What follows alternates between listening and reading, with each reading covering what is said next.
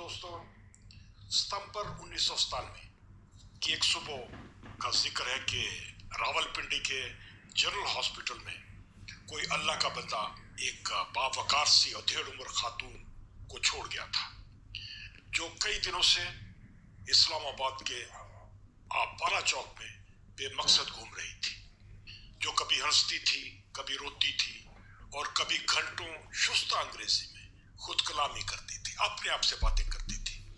अस्पताल वालों को भी तरस आ गया, जो ना सिर्फ उसे रखने पर आमादा हो गए बल्कि इलाज मुआवजा भी दिलजमी से किया, और यूं थोड़े अरसे में वो बहुत बेहतर हो गई।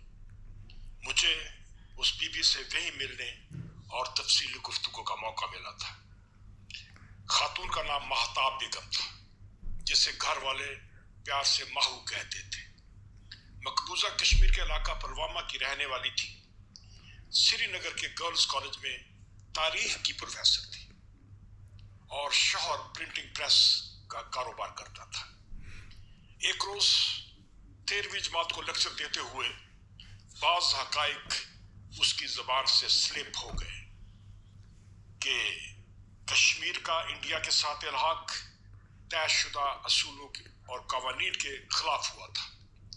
महाराजा से इल्हाक की दस्तावेज पर दस्तखत जबरदस्ती कराए गए थे, जिस पर वायसराय ने इल्हाक को आर्जी करार दिया था और रियासत के मुस्तकबिल के फैसले के लिए इस तस्वाब राय को उसकी यकीन दहानी करवाई थी, वगैरह वगैरह। ये बातें उन्होंने अपने लेक्चर में कही।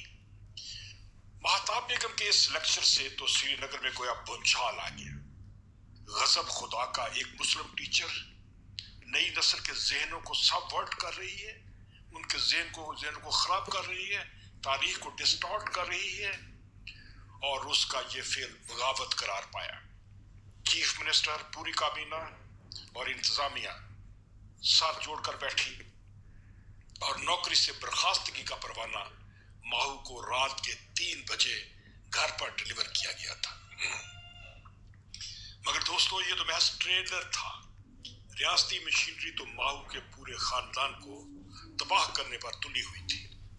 शौहर पर इल्जाम लगा कि उग्रवादियों के लिए काम करता है, अलहदगी पसंदों के लिए काम करता है, दहशतगर्दों के लिए काम करता है, और फिर एक रोज वो ऐसा गुम हुआ कि बस लाश ही मिल सकी थी।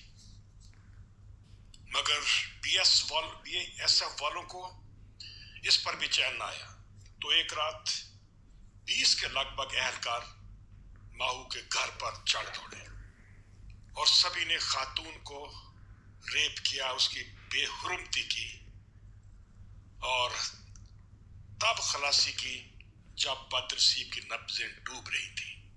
और सितम बाला सितम ये कि प्रोफेसर साहबा के अकलौते नौखेज बेटे को भी उसकी आंखों के सामने ज़िबा कर दिया। दोस्तों, भारतीय फौजियों के हाथों इस खौफनाक अंजाम से 2-4 होने वाली महताब बेगम की दास्तान को इंसानी हकूक के मुवक्कर अमरीकी अदारे एशिया वॉच ने भी रिपोर्ट किया था। वस्सलाम दोस्तों, रब रखा।